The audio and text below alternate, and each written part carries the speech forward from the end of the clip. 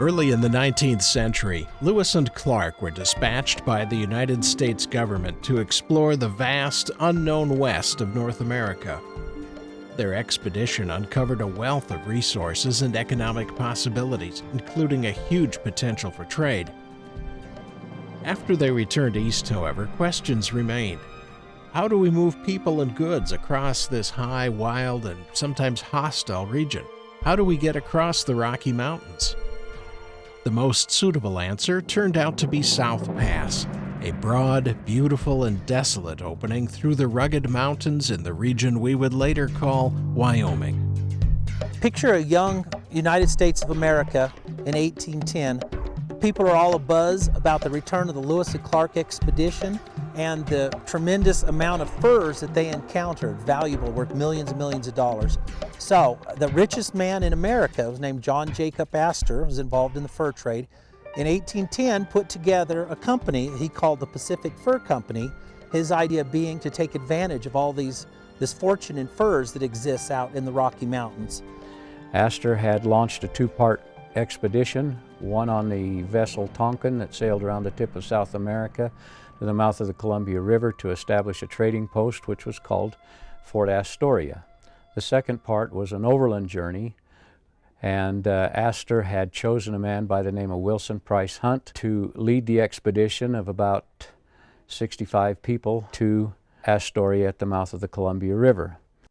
Wilson Price Hunt originally planned to follow Lewis and Clark's route, but changed his mind when the group traveled through South Dakota and met up with John Hoback, Edward Robinson, and Jacob Resner, who had recently traveled across Wyoming. Now, these three individuals had spent some time traipsing through modern-day Wyoming, and they informed him that with the hostilities of the Blackfeet on the upper Missouri, that Hunt should take his party overland through Wyoming. So they head west through the Badlands, they enter into Wyoming, they travel over the Bighorn Mountains, and then finally down to the Wind Rivers. Well, eventually they'll make it up to Union Pass and cross over and enter into Sublette County, and then eventually continue on to Teton Pass, where they cross the Teton Range. Well, this trek through Wyoming was an important one because Hunt was able to meet with the Crow and the Shoshone Indians and learn about some of the geography of the area and about how to cross the Continental Divide. The ones who went west, they started in 1810, but they really didn't leave Missouri until 1811. And they reached the Pacific coast early in 1812. Well, when they arrive at Astoria, their numbers augment the people that are already there and enable the Astorians to expand into the Columbia River Basin. With that expansion then, the partners decide that they need to tell John Jacob Astor how they're doing. So they dispatch Robert Stuart and 6 men to travel overland to go make their report back to Astor. And so the plan was to go to St. Louis and then from St. Louis on to New York, where Stuart could meet with Astor. And Stuart left Astoria in the summer of 1812, and there were only 6 people going with him. When the Astorians came west, I believe they had 61 men, 1 woman, and 2 children. When they were going east, 7 people. Robert Stuart was born in Scotland in 1785. In 1807, he left Scotland to become a clerk for the Northwest Company in Canada. A few years later, John Jacob Astor enlisted Stuart to become part of the new enterprise, the Pacific Fur Company. Stuart was part of the group who sailed on the Tonquin around Cape Horn to establish Fort Astoria on the mouth of the Columbia River. Stuart became a leader in Astoria. He dealt with deserters and disagreements at the fort. He also dealt with the native tribes in the area, and he became very knowledgeable about their cultures and backgrounds. Based on this experience, Stuart was an obvious choice to lead the overland group back to St. Louis. He was a fellow with grit. He was a fellow that exhibited some of the tough qualities that the Scottish people are known for. He seems to have been able to stand up for his ideas and also listen to the people who had the frontier experience to get them through. He really depended on the other 6 people. All 6 of them had a lot more wilderness experience than he did, but he was the one at critical moments kept them together and kept them from splintering off and giving up on the enterprise and probably dying in the mountains. Robert Stuart departed Fort Astoria on June 29, 1812 with 6 companions: Ramsey Crooks, Robert McClellan, John Day, Benjamin Jones, Andre Valet, and Francois Leclerc. All the members of the group, except for Stuart himself, had been part of the Wilson Price Hunt overland expedition the previous year. Soon after beginning the journey, John Day became mentally unable to continue the trip, so he returned to Astoria. Their route took them by boat up the Columbia, and then overland through the Snake River country. Here, Stuart's group encountered Hoback, Robinson, and Resner, the trappers who had helped Hunt's expedition find the path through Wyoming. Joseph Miller, who had resigned his shares in the Pacific Fur Company earlier in the year, was also with them. The trappers were fortunate Stuart's group found them. Well, first off, we're very lucky for this particular group of people is that Robert Stuart kept a very detailed journal. He was educated, his father was a schoolmaster, and he wrote well. Went east by south 12 miles across 2 bends. Where going to drink, we found John Hoback fishing, and in an instant, Mr. Miller, Edward Robinson, and Jacob Resner, who had been similarly employed, came out of the willows and joined us. They suffered greatly by hunger, thirst, and fatigue, met us almost in a state of nature, without even a single animal to carry their baggage. They hook up with Stuart's party and they travel on down the Snake to near where Twin Falls is today. And Wilson Price Hunt had left a lot of supplies in 9 caches, these underground storage pits that they dug the year before. And 6 of the 9 had been plundered, but 3 were still intact. And they were able to resupply Hoback, Robinson, and Resner, and they go down the Snake to about where Burley, Idaho is, just a little bit farther down, another 40, 50 miles, and they take off to go trapping again. When Hoback, Robinson, and Resner left Stuart's party, Joseph Miller chose to stay with the group. Because Miller had been traveling the area for months, he believed he could guide the party on the next stretch of the journey. And he convinces them to then leave the Snake right about the Port Neuf, cut over through Marsh Valley into about where Soda Springs, Idaho is, and they hit the Bear River. And Miller says, "Oh, hey, I recognize this." And Stuart calls the Bear River Miller's River. He names it in his journal, Miller's River. Well, the truth was that Miller didn't really know where in the world he was. They don't find the southern pass. They end up on the Grays River, which flows north, the complete opposite direction of what they want to go. And Stuart decides that rather than spend time looking around for this mythical southern pass, they're just going to go on north, find the Snake again, and get back to Henry's Fort, where they hope to find some horses. Just as it seemed the group was going to get back on track, the party ran into some trouble near present-day Alpine, Wyoming. They're camped there, and a party of Crow managed to stampede the what few horses Stuart has. I had just reached the riverbank when I heard the Indian yell raised in the vicinity of our camp, and the cry, "To arms, there's Indians!" echoed by all our party. We had just time to snatch our arms when 2 Indians at full gallop passed 300 yards to one side of our station, driving off every horse we had. So now they're left afoot. So they cobble together some packs, and anything that they think they can live without, they either burn if it will be consumed by fire, or they toss it in the creek, because they don't want the Indians to prosper any more at their expense than they already have. The American West is not an easy place to travel, particularly at this time period.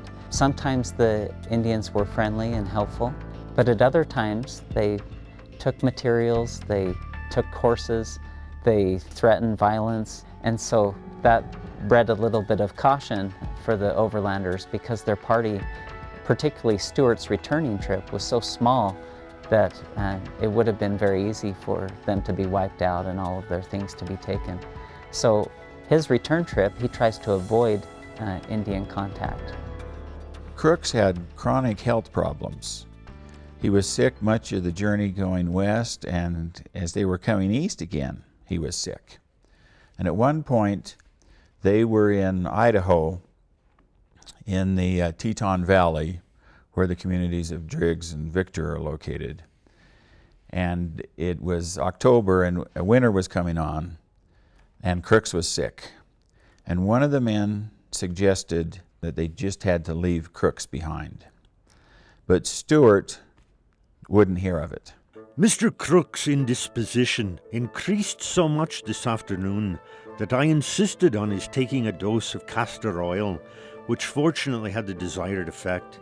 But he has such a violent fever, and is withal so weak as to preclude all idea of continuing our journey until his recovery, notwithstanding the urgent solicitations of my men to proceed without him, very justly representing the imminent dangers we exposed ourselves to by any delay in this unknown and barren tract. Such a prospect, I must confess, made an impression on my mind that cannot easily be described. But the thoughts of leaving a fellow creature in such a forlorn situation were too repugnant to my feelings to require long deliberation. On October 4th, the party built an Indian sweat lodge for Crooks. He began feeling better and was again able to travel. Stuart's resolution to keep the group together was tested further as they traveled through some of the harsh terrain of present-day western Wyoming. From the time they leave their first campsite, which is just a little bit south of the town of Jackson, is when their ordeal starts. Now, these men are on foot. They have little or nothing with them. Their guns, they have one trap, and by now they're a pretty ragtag bunch. Starvation becomes an incredible thing. As we were preparing for bed, one of the Canadians advanced towards me with his rifle in his hand, saying that there was no appearance of our being able to procure any provisions, at least until we got to the extreme of this plain, which would take us 3 or 4 days. He was determined to go no farther, but that lots should be cast, and one die to preserve the rest, adding as a further inducement for me to agree to his proposal that I should be exempted in consequence of being their lead. I shuddered at the idea, and used every endeavor to create an abhorrence in his mind against such an act, but finding that every argument failed, and that he was on the point of converting some others to his purpose, I snatched up my rifle, cocked and leveled it at him, with the firm resolution to fire if he persisted. This affair so terrified him that he fell upon his knees and asked the whole party's pardon, swearing he should never again suggest such a thought. After this affair was settled, I felt so agitated and weak that I could scarcely crawl to bed. Now, luckily for the group, the very next day, after walking a few miles, they came across an old, tired, tough-meated old buffalo bull that they were able to surround and eventually kill. And they ate some of it raw immediately. And then Stuart put the brakes on their eating and said, "You need to make broth and bring your stomachs back to life." So he had them boil up buffalo broth and drink that. And as their appetites returned, their healthy appetites, they spent the whole next day cooking and eating and trying to bring themselves back to life. But that buffalo bull allowed them to live a few more days and allowed them to travel down the New Fork River through what's now Pinedale and go on down the New Fork and pass Boulder Creek and Pole Creek, and finally they got to where the East Fork River crosses the New Fork. And at that point they met 6 Shoshone people. And after convincing these Shoshone people that they needed to trade, that they weren't there to attack them, they took some of the trade goods that they brought along on their backs, and the Shoshone agreed to trade a horse and some meat and some leather to repair moccasins. Refreshed, the group continued on from present-day Pinedale along the Wind River Mountains. Earlier in their journey, Stuart had encountered a Shoshone guide who told them of a pass through the mountains. Hearing that there is a shorter trace to the south than that by which Mr. Hunt had traversed the Rocky Mountains, and learning that this Indian was perfectly acquainted with the route, I without loss of time offered him a pistol, a blanket of blue cloth, an axe, a knife, and all, a fathom of blue beads, a looking glass, and a little powder and ball, if he would guide us from this to the other side, which he immediately accepted. The Shoshone guide stayed with the group only a few days, but the information he provided convinced Stuart's party to pass through the Continental Divide by way of South Pass.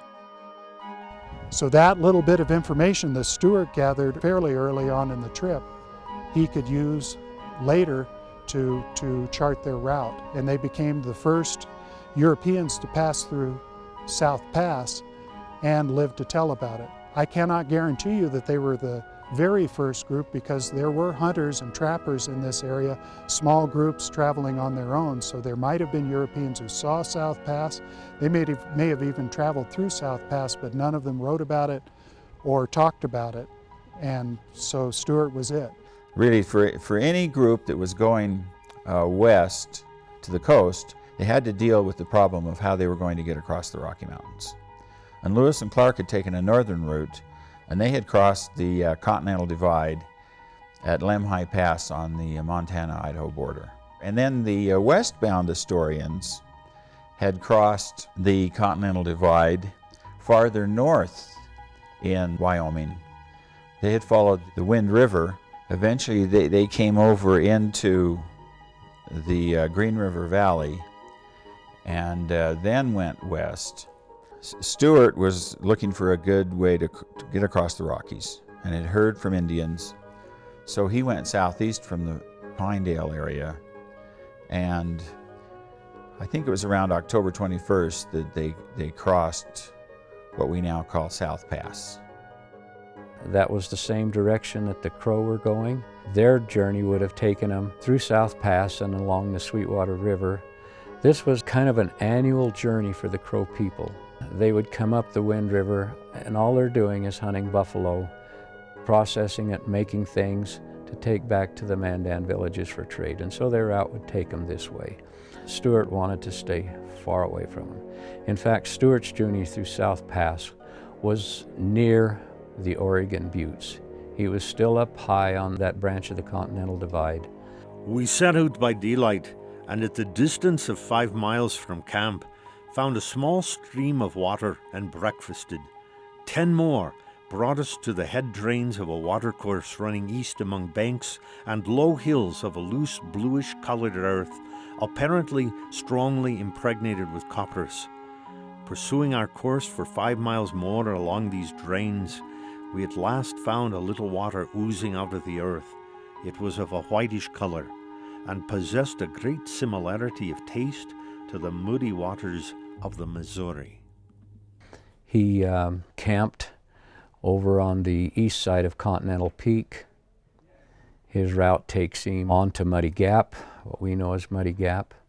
At that point he follows Muddy Creek up to where he can get onto the Sweetwater River, and then follows the Sweetwater to the Platte, and follows the Platte then down to what we know today as Bessemer Bend, just a little bit out south of Casper, and there he builds his first winter quarters.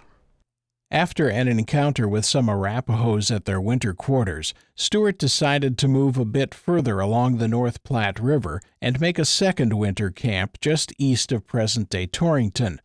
They resumed their journey again in early 1813.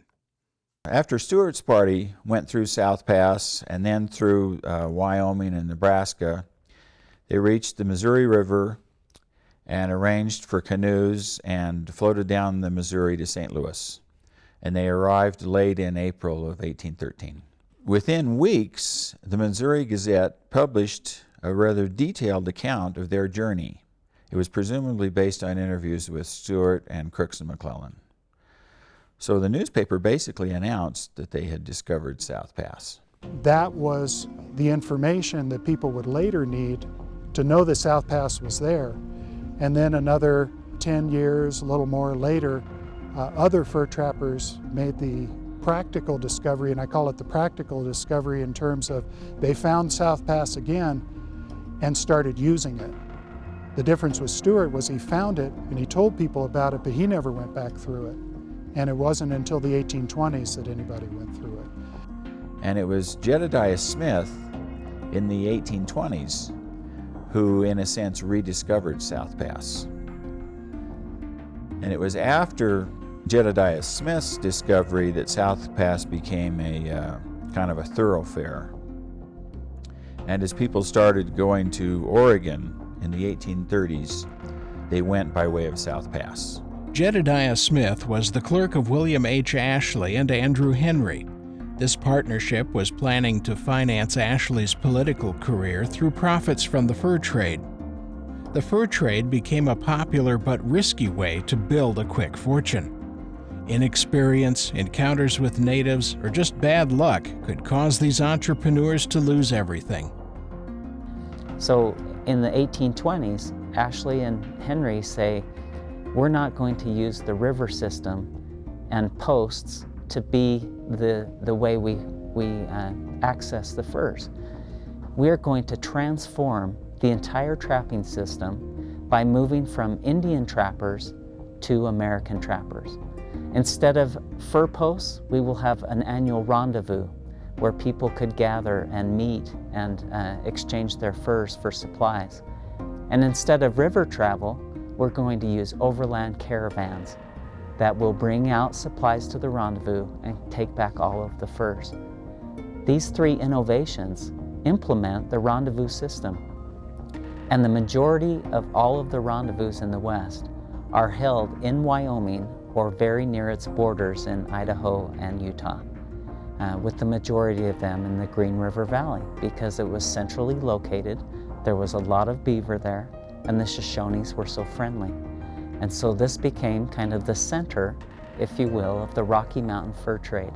In 1832, Benjamin Bonneville brings the first wagons actually over South Pass and into the Green River Valley. So I think people are beginning to understand that you can get wheeled vehicles over that pass. There had been a wheeled cannon that was brought out earlier than that actually did come over across South Pass and ends up at Bear Lake.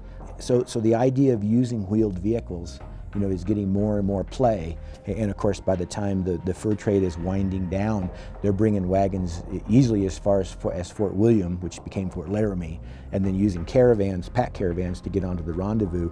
But the Whitmans, they bring a wagon over the pass, and you just see more and more, the wagons are coming, the wagons are coming. Well, shortly upon the demise of the fur trade, the very next year, overland groups will begin traveling to Oregon because there had been some missionaries that had traveled to the rendezvous in 1835 and 36 and 37. These are men like the Spaldings and the Whitmans and the Grays and the Lees. And all of these missionaries, many of them with their wives, had moved into the Pacific Northwest. Some had settled along the Willamette Valley. And even though they weren't successful in establishing missions with the Indians, they did write back and say, this is beautiful country, you should come join us. So as a result, in 1841, a series of people will start forming groups to travel to Oregon, and the Oregon Trail crosses South Pass, this same route that had been identified by the natives, conveyed to Robert Stuart, and then rediscovered by Jedediah Smith. And so it comes full circle, but it takes several decades for it to come to play. And so all of these pioneers, first you had all the pioneers going to Oregon, then the Mormon pioneers in 1847, and just a couple of years after that, the California Gold Rush, and so all the people going to California.